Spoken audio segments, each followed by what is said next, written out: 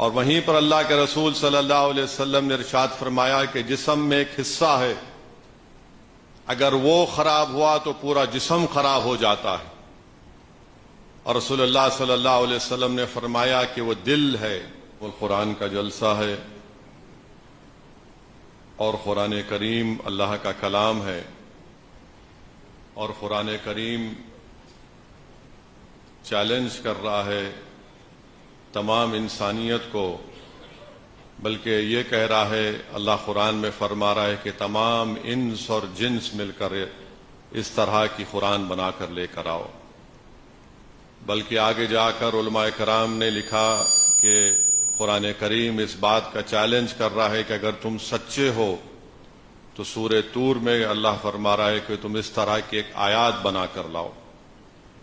میرے عزیز دوستوں اور بزرگوں، اللہ سبحانہ و تعالیٰ نے جب اپنے نبیوں کو، رسولوں کو بھیجا، جس زمانے میں بھیجا، جس علاقے میں بھیجا، علماء کرام نے لکھا کہ جس زمانے میں حضرت موسیٰ علیہ السلام آئے، اس زمانے میں جادوگروں کا بڑا زور تھا، تو اللہ سبحانہ و تعالیٰ نے حضرت موسیٰ علیہ السلام کو ایک عصا دیا، جس کو زمین پر ڈالتے تو تمام جادوگر کا جادو اس عصا کے سامنے بے بس ہو جاتے۔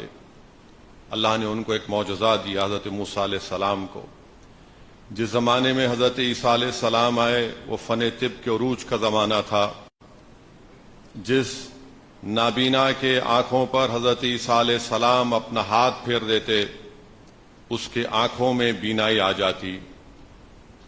اس زمانے میں اللہ سبحانہ و تعالیٰ نے اپنی کتاب کو بھیجا۔ جس زمانے میں محمد مصطفیٰ صلی اللہ علیہ وسلم تشریف لائے، اس زمانے میں عربوں کو اپنی زبان پر بڑا فخر تھا، وہ فصاحت اور بلاغت کا زمانہ تھا، علماء لکھتے ہیں۔ تو اللہ سبحانہ و تعالیٰ نے محمد مصطفیٰ صلی اللہ علیہ وسلم کا سب سے بڑا عظیم معجزہ قرآن کریم عطا کیا، جو فصاحت اور بلاغت کا شاہکار ہے۔ اور اس وقت سے آج تک قرآن اس بات کا چیلنج کر رہا ہے کہ اگر تم سچے ہو تو اس جیسی ایک آیات بنا کر لاؤ۔ انسانیت بڑی ترقی کر چکی ہے، مگر نہ اس وقت، نہ آج اور کل کوئی بھی اس قرآن کے اس چیلنج کا جواب دے پائے گا۔ میرے عزیز دوستوں اور بزرگوں، قرآن کریم کا چیلنج ان لوگوں کے لیے بھی ہے جو چاند پر جا کر اپنا آشیانہ بنانا چاہتے ہیں۔ قرآن کریم کا چیلنج ان لوگوں کے لیے بھی ہے جو سمندر کی خاک میں جا کر چھان کر رہے ہیں، مگر کوئی بھی قرآن کریم کے اس چیلنج کا جواب نہیں دے پائے گا، کیونکہ یہ اللہ سبحانہ و تعالیٰ کا کلام ہے اور محمد مصطفیٰ صلی اللہ علیہ وسلم کا سب سے بڑا معجزہ ہے۔ علماء کرام نے لکھا کہ دیگر انبیاء اور رسولوں کے معجزے ان کو دیے گئے تھے، مگر وہ معجزے اس وقت کے لیے تھے، ہوئے اور ختم ہو گئے، مگر رسول اللہ صلی اللہ علیہ وسلم کا رحمت للعالمین کا سب سے بڑا معجزہ قرآن کریم ہے، جو صبح قیامت تک یہ معجزہ قائم اور دائم رہے گا۔ اور اسی معجزے کو لوگ، اس کو پڑھ کر لوگ اسلام کے دائرے میں آتے ہیں اور آتے رہیں گے انشاءاللہ تعالی۔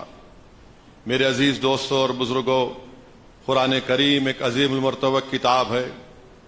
اللہ کے رسول صلی اللہ علیہ وسلم نے ارشاد فرمایا کہ اللہ اس کتاب سے لوگوں کو عزت بھی دے گا اور اللہ اس کتاب سے لوگوں کو رسوا بھی کرے گا۔ رسول اللہ صلی اللہ علیہ وسلم نے ارشاد فرمایا، جس نے قرآن کو اپنا پیشوا بنایا وہ اس کو جنت میں لے کر جائے گا۔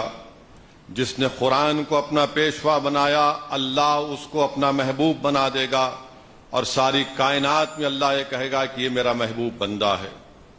اسی لیے میرے عزیز دوستوں اور بزرگوں، رسول اللہ صلی اللہ علیہ وسلم نے ارشاد فرمایا کہ میں تمہارے درمیان میں دو وائس کو چھوڑ کر جا رہا ہوں، ایک جو بولتا ہے وہ قرآن کریم، اور ایک جو خاموش ہے وہ تمہاری موت، تو تم دونوں کو سامنے رکھو۔ اور وہیں پر اللہ کے رسول صلی اللہ علیہ وسلم نے ارشاد فرمایا کہ جسم میں ایک حصہ ہے، اگر وہ خراب ہوا تو پورا جسم خراب ہو جاتا ہے، اور رسول اللہ صلی اللہ علیہ وسلم نے فرمایا کہ وہ دل ہے۔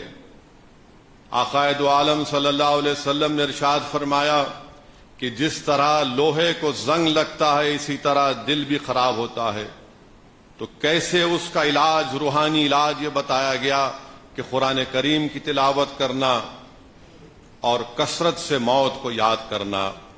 اس ماہ مبارک میں نزول قرآن کا مہینہ ہے، جس میں اللہ سبحانہ و تعالیٰ نے اپنے کلام کو نازل کیا۔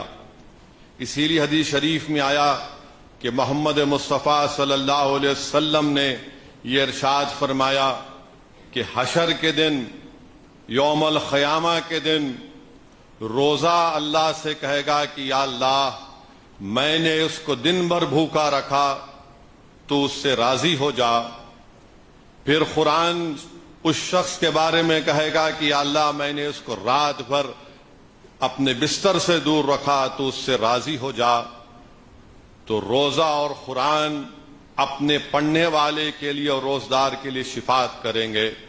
بلکہ حدیث شریف میں آیا کہ رسول اللہ صلی اللہ علیہ وسلم نے ارشاد فرمایا کہ قرآن، جس کے سینے میں قرآن نہیں ہے وہ ایک ویران گھر کی طرح ہے۔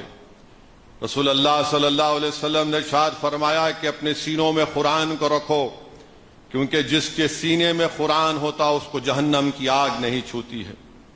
اور حافظ قرآن کے بارے میں رحمت للعالمین صلی اللہ علیہ وسلم نے ارشاد فرمایا کہ جو حافظ قرآن ہوگا وہ اپنے افراد خاندان کے 10 لوگوں کے لیے شفاعت کرے گا جس پر ان کے برے اعمال کے باعث ان پر جہنم کا فیصلہ ان پر کیا جا چکا ہوگا۔ تو میرے عزیز دوستوں اور بزرگوں، یہ نزول قرآن کا مہینہ ہے اور ہم تمام کو قرآن کریم کو پڑھنا ہے، اس پر عمل کرنا ہے اور باترجمہ پڑھ کر عمل کرنا ہے، کیونکہ اگر دین اور دنیا میں کامیابی کو حاصل کرنا ہے تو یہ بہت ضروری ہے کہ ہم قرآن اور سنت کے مطابق اپنی زندگیوں کو گزارے۔ بلکہ مجھے حدیث شریف یاد آ رہی ہے کہ قرآن کریم اللہ کے سامنے کھڑے ہو کر کہے گا کہ یا اللہ تو اس سے راضی ہو جا۔ اللہ کہے گا کہ میں اس سے راضی ہو جا۔ پھر قرآن کریم کہے گا یا اللہ تو اس کو عزت سے نواز۔ اللہ کہے گا کہ میں اس کو عزت سے نوازوں گا۔ پھر قرآن کریم کہے گا یا اللہ تو اس کو وہ قیمتی لباس پہنا۔ اللہ سبحانہ و تعالیٰ اس پر بھی راضی ہو جائے گا۔